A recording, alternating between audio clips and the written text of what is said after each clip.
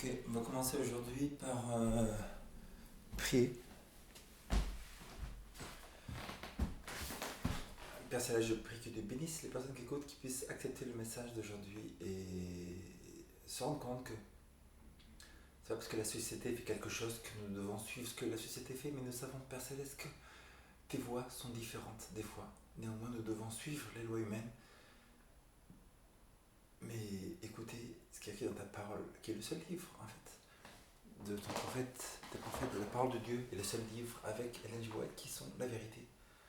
Et la Bible nous dit que tout le reste, tous les autres écrits sont des erreurs. Parce que j'ai peur qu'ils te bénissent, les gens qui écoutent, qu'ils puissent prospérer en toutes choses. Au nom de Jésus, Amen.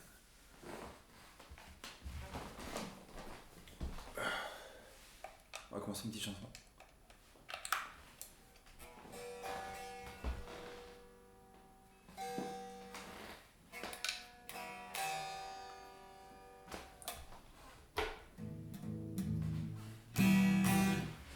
C'est de mon groupe Song of Love. En fait, c'est plutôt un groupe de métal, mais là, c'est une chanson douce, donc en fait chrétienne. Certaines autres chansons du groupe ne sont pas chrétiennes. Si vous voulez faire un tour, c'est songoflove.net.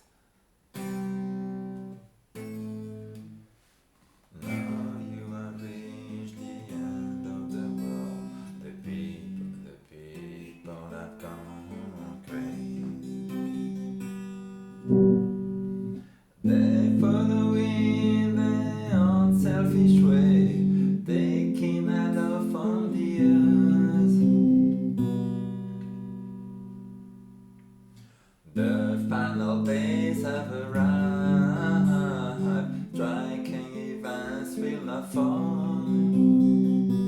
Bright selfishness is going to be judged. Who is strong enough not to follow crowd? This world is full of cowards who bend to principle, lying and steal and pride is the half of the day. This world is full of cowards who bend to principle, lying and steal and pride is the half of the day. Choose now your destiny, soon it will be too late. Sudden destruction is coming as an overwhelming surprise.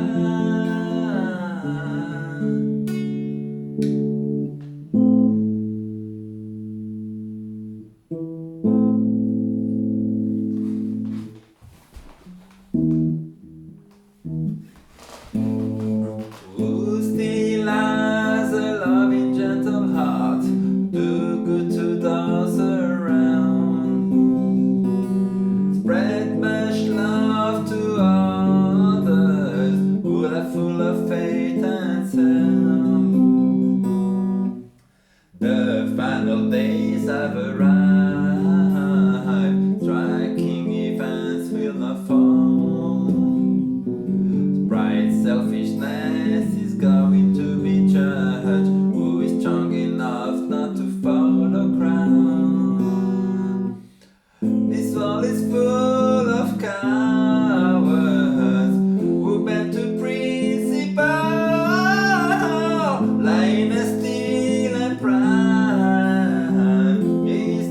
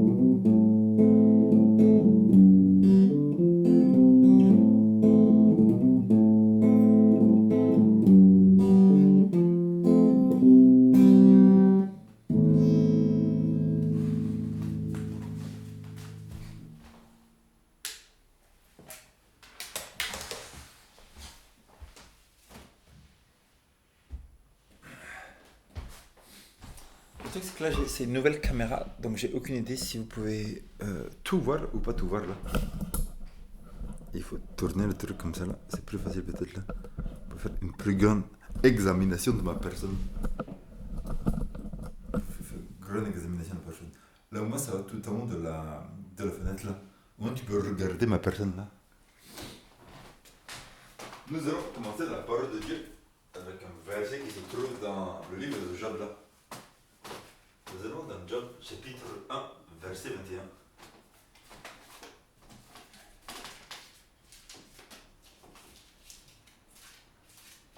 Job chapitre 21, 1, verset 21. La parole de Dieu nous dit, cet homme-là était en plein de souffrance. Job. La Bible nous dit que c'était l'homme le plus riche de tout l'Est, imagine de tout le Moyen-Orient, de tous les pays arabes, etc., qui à l'époque n'étaient pas des pays arabes, à l'époque de Job, qui est considéré comme le livre le plus vieux de la Bible. Et il nous a dit que c'était l'homme le plus riche de l'Est. Qui peut-on considérer des gens très riches aujourd'hui? Regardez Warren Buffett, le plus grand investisseur, 40 milliards de dollars. Donald Trump, qui est en train d'être aux élections américaines là, de 2016, une fortune de 47 milliards de dollars. Avec l'autre jour, il s'est vanté sur Twitter comme quoi il y avait le 6e meeting de tous les candidats tous les candidats The Democrats and the Republicans. Il n'est pas allé. Il a dit que pendant ce temps, j'ai pris 6 millions de dollars de donations, dont moi j'ai doté 1 million de dollars pour ma campagne. C'est-à-dire que l'homme est tellement riche que sa campagne électorale, il la subsiste lui-même en partie. Néanmoins, Satan dit, mais cet homme-là qui est riche, en fait, il est riche seulement parce que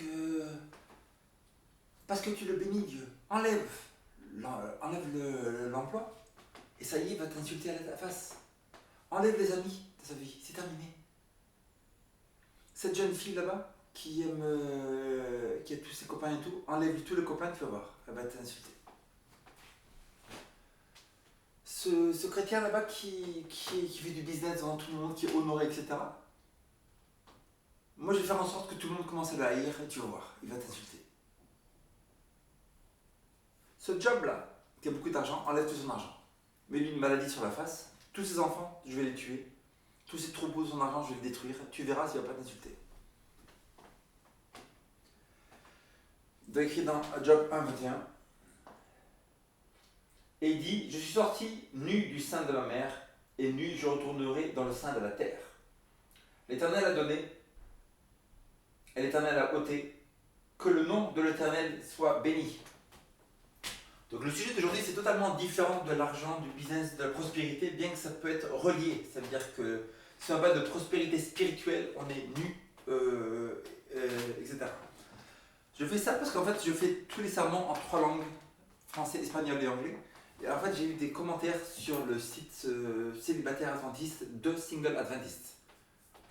Où dans le sermon, quelqu'un a dit, tiens, regarde, lui, il a mis des photos de nudité chez lui. Donc on a commencé à faire une discussion là-dessus. Donc le sujet lui a dit c'est mal, etc. Moi je lui ai demandé montre-moi un verset dans la Bible où il écrit c'est mal. Il n'a pas pu le trouver, n'est-ce pas? Il a juste dit que Adam et Ève étaient nus. Mais comme la prophète Ellen G. White nous dit qu'ils étaient entourés d'une robe de lumière, donc ils n'étaient pas nus. Mais en fait la parole de Dieu nous dit vraiment que Adam et Ève étaient tout nus. Tout nus. Donc même s'ils étaient entourés d'une robe de lumière, c'était quand même tout nus. Si c'était pas tout nu, Adam n'était pas totalement à poil, en train de courir dans la forêt, etc., pendant des années, totalement à poil. Donc la Bible nous aurait dit qu'ils étaient habillés. Ou ils étaient habillés, ou ils étaient tout nus. Donc là, c'est le sujet d'aujourd'hui. Le sujet d'aujourd'hui, parce qu'on vit dans une société extrêmement sévère. C'est-à-dire qu'il y a 20-30 ans, il y a des chanteurs comme Gainsbourg ou... comment s'appelle le chanteur de 7 là, Brassens, etc. Les chansons sont super chaudes, comparées à maintenant. Extrêmement chaudes. Comme Gainsbourg, 17 ans à la limite, tu me surexcites. Et comment il s'appelle Brassens, une chanson qui dit... Donc, c'est-à-dire que la société actuelle est en train de se légaliser d'une manière incroyable. Et de légaliser, ça veut dire qu'on est très sévère sur des trucs, mais au-dedans on est corrompu, mais on va une sévérité sur ce qui est extérieur, et n'ayant aucune justice en nous-mêmes. Ça c'est dangereux. Parce que la liberté est en train d'être perdue de ce monde. C'est-à-dire qu'il y a 10-15 ans, c'est des gens qui étaient beaucoup plus libres. Regardez. Maintenant, les gens sont en train de se légaliser, ils croient qu'ils ont une forme de piété en suivant les modes d'Obama. Et pour dire la vérité, c'est ça. C'est-à-dire que les jeunes en France, en Italie, en Espagne, en Europe, il y a des présidents en France comme Hollande, etc., des présidents, mais la jeunesse européenne, française, ne suit pas du tout le président français.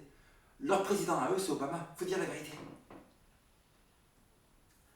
Parce que c'est quoi qu'ils vont suivre, les jeunes en France? Ils vont suivre les Rihanna, les Beyoncé, les trucs de rap, tous les trucs homosexuels, parce que 95% d'entre eux, c'est des homosexuels. Donc ils vont suivre tous ces gens-là, toutes les questions. Le président de ces gens, c'est Obama, c'est le président américain. Donc le président des jeunes du monde, des jeunes européens, n'est pas François Hollande, c'est Barack Obama. C'est pour ça que c'est important. Les élections américaines sont extrêmement importantes parce qu'il y a un changement total dans le monde entier si le président est mauvais, comme on a maintenant. Quelqu'un d'extrêmement légaliste, un gangster dans la Maison Blanche. Néanmoins, la parole de Dieu nous dit qu'il ne peut pas donner des sévérités contre les dirigeants des pays, quand même les anges n'osent pas. Mais dans quelques mois, il va partir. Et c'est un malheur pour les gens qui ont un président légaliste comme ça, que tout le monde entier devient légaliste. Ils croient qu'ils ont une justesse en eux-mêmes en faisant une ronde de cérémonie. Donc les gens ne sont plus religieux, ils ne se plus faire une ronde de cérémonie, nous allons prier à Marie, nous allons faire ça, nous allons faire un pèlerinage. Non, les rondes de cérémonie maintenant, c'est nous devons parler de cette manière. Donc la cérémonie, c'est déjà j'ai mon costard cravate. Déjà je vais parler, ça y est, je suis légaliste, donc bonjour monsieur, bienvenue, etc. Donc une forme de cérémonie. Il faut suivre les modes des gens. Donc tu as le droit d'être agressif contre la personne, machin, être extrêmement méchant. Du moment que tu ne vas pas trop loin, insulter tout ça, donc c'est des formes, des cérémonies humaines. Ça s'appelle les cérémonies humaines. On est totalement dans une cérémonie maintenant. Et les athées sont tous en train de suivre un dogme cérémoniel religieux extrêmement important. Ça veut dire que c'est pas du tout. Les gens ne croient qu'ils ne sont pas religieux, mais tous les athées, je vois tous les gens que je rencontre, etc., ils ont cette cérémonie qu'il faut suivre les modes, il faut suivre le monde actuel, il faut suivre les médias, il faut suivre Facebook, il faut suivre TF1, il faut suivre tout ce qu'ils nous disent dans le média. Donc ils suivent un mode comme ça, donc ils sont dans la cérémonie religieuse. L'athéisme est totalement une cérémonie religieuse, même pire que l'Inquisition. Là, ce que je vais essayer de prouver aujourd'hui, c'est que c'est un message hors du commun. Ça veut dire que je risque de vous offenser par ce message. Pourquoi? Parce qu'on va voir dans Romains chapitre 14 que si deux chrétiens sont en train de manger un morceau de viande, la viande a été sacrifiée aux idoles, et elle était vendue au marché, ils vont prendre la viande, l'acheter, et le chrétien, lui, il dit « Ah, c'est sacrifié aux idoles, je ne mange pas ».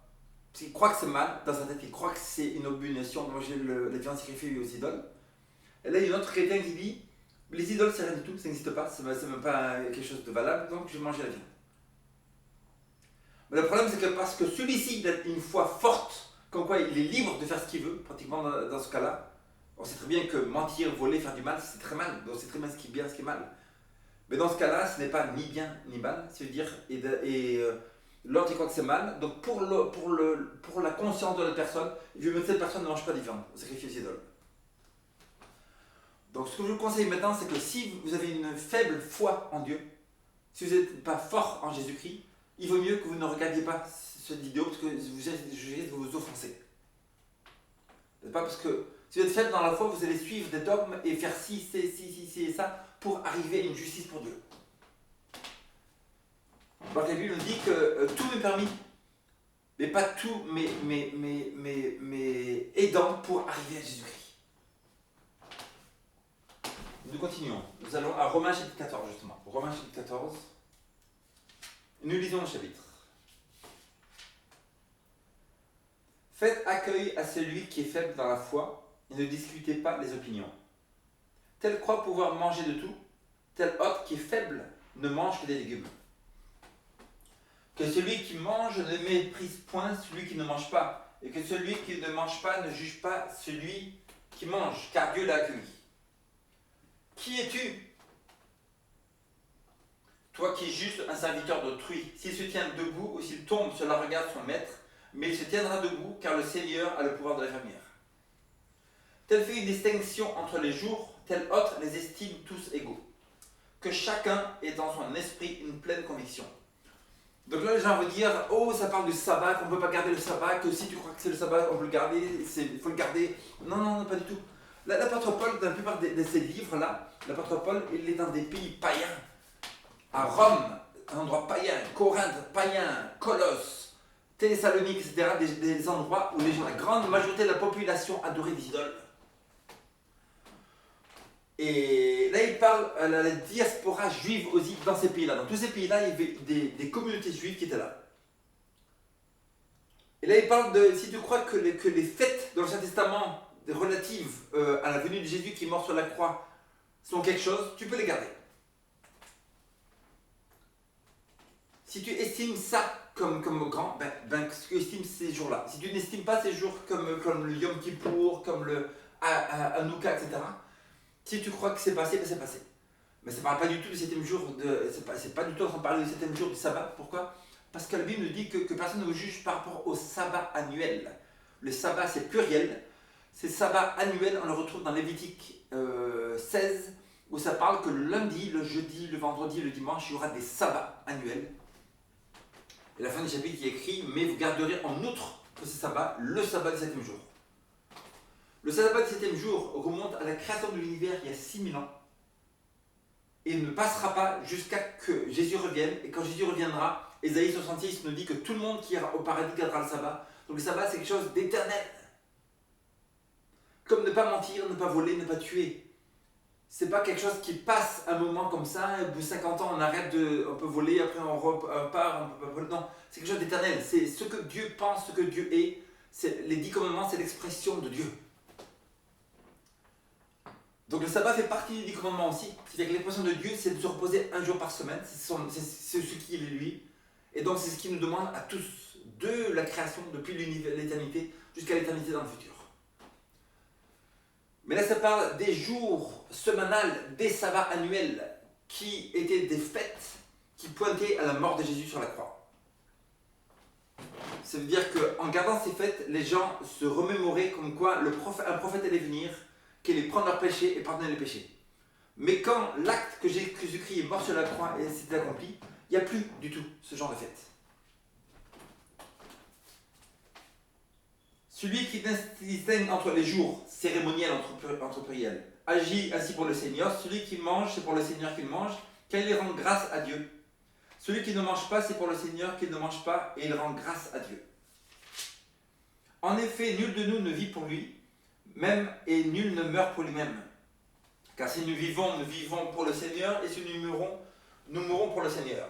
Soit donc que nous vivions, soit que nous mourions, nous sommes au Seigneur. Car Christ est mort, il a vécu, afin de dominer sur les morts et sur les vivants. Mais toi, pourquoi juges-tu ton frère? Ou toi, pourquoi méprises-tu ton frère? Puisque nous comparaîtrons tous devant le tribunal de Dieu. Car il est écrit, je suis vivant, dit le Seigneur, tout genou fléchira devant moi, et toute langue donnera gloire à Dieu. Ainsi, chacun de nous rendra compte à Dieu pour lui-même. Ne nous jugeons donc plus les uns les autres, mais pensez plutôt à ne rien faire qui soit pour votre frère une pierre d'achoppement ou une occasion de chute. Ce sermon juif risque d'être une pierre d'achoppement. C'est pour ça que si vous êtes faible dans la foi, n'écoutez pas, peut-être. Je sais et je suis persuadé par le Seigneur, Jésus, que rien n'est impur en soi, et qu'une chose n'est impure que pour celui qui la croit impure. Ça, c'est très important. Ça ne parle pas de mentir, de voler, etc.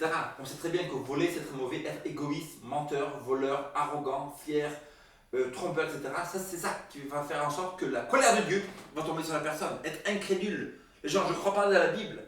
Il est écrit dans la Bible que Jésus va revenir pour prendre vengeance à ceux qui n'obéissent pas à l'évangile et qui ne connaissent pas Dieu. Quelqu'un qui ne connaît pas Dieu sera jugé. Mais là, ça parle des choses, il y a beaucoup de choses dans la vie que c'est, par exemple, l'investissement. Ellen G. White, la prophète de la fin des temps, d'Apocalypse 17, nous dit qu'il y avait une folie d'investissement dans les mines américaines en 1800. Tous les chrétiens adventistes, ils allaient là-bas pour investir dans les mines, etc. Il dit qu'il y a une folie de l'immobilier.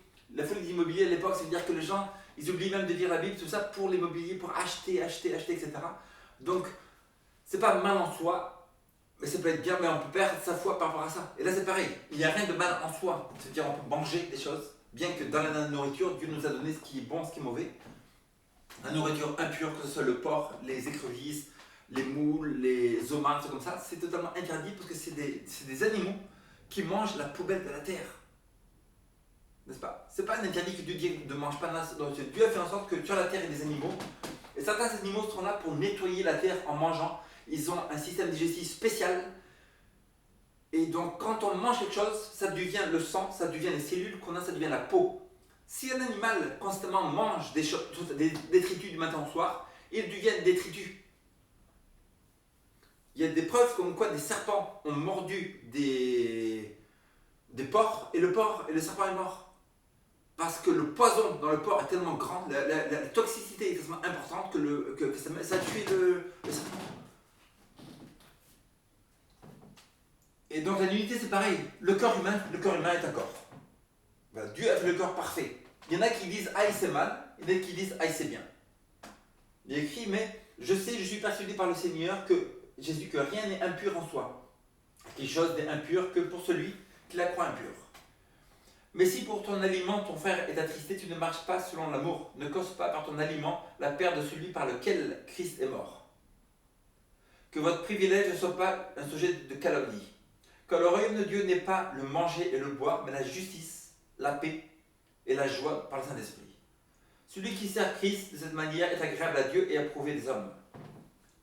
Ainsi donc, recherchons ce qui contribue à la paix et à l'édification mutuelle.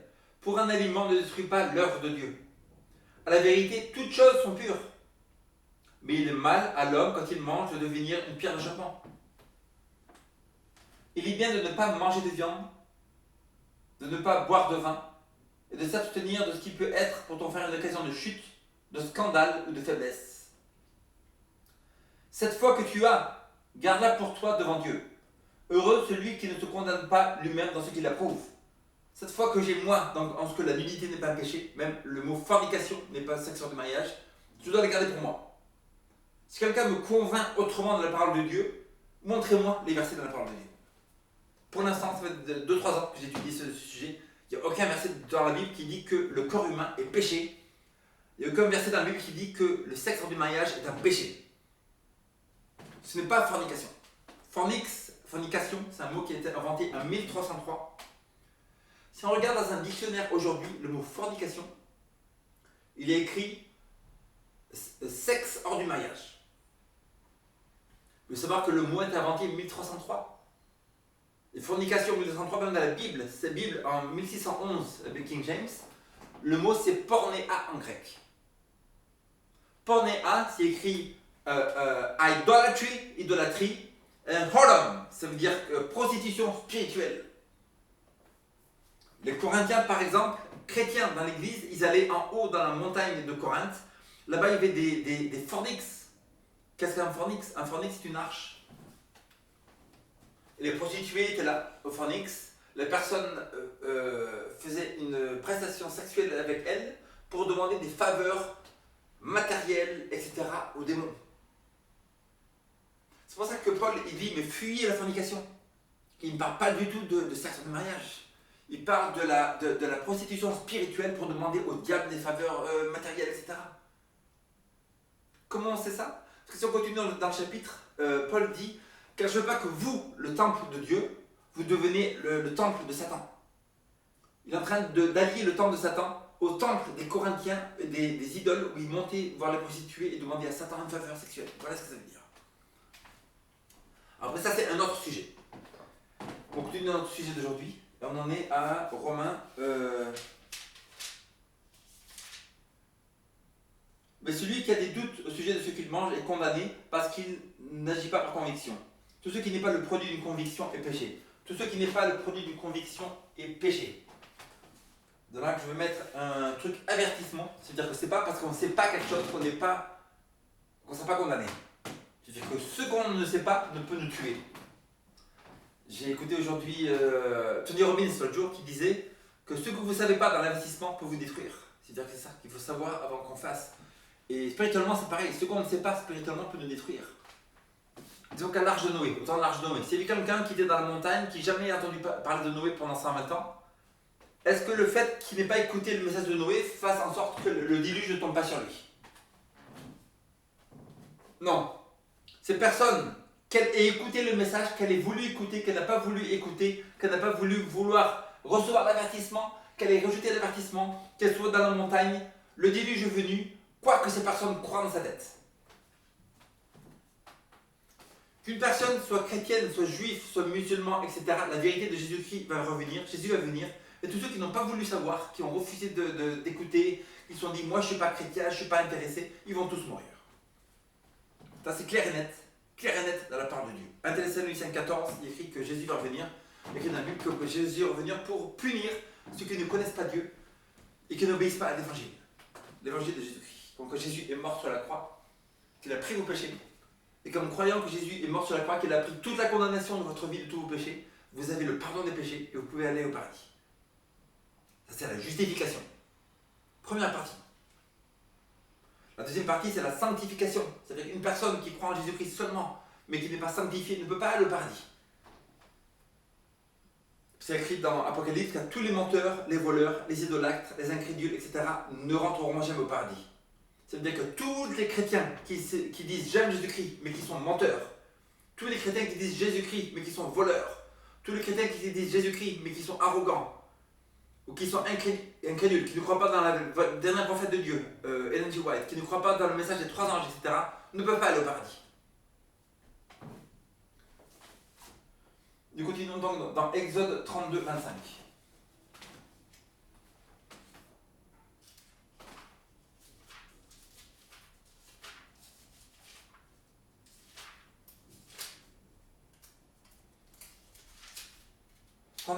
Moïse vit que le peuple était livré au désordre et qu'Aaron les a fait rendus nus pour la honte de leurs ennemis. Donc en français il est écrit que Aaron les a fait laisser dans le désordre. En anglais King James, and Aaron made them naked for their shame. Aaron les avait rendus tout nus pour leur honte. Donc la question c'est ça, Aaron les avait rendus nus pour leur honte. Et donc de quelle manière ça parle?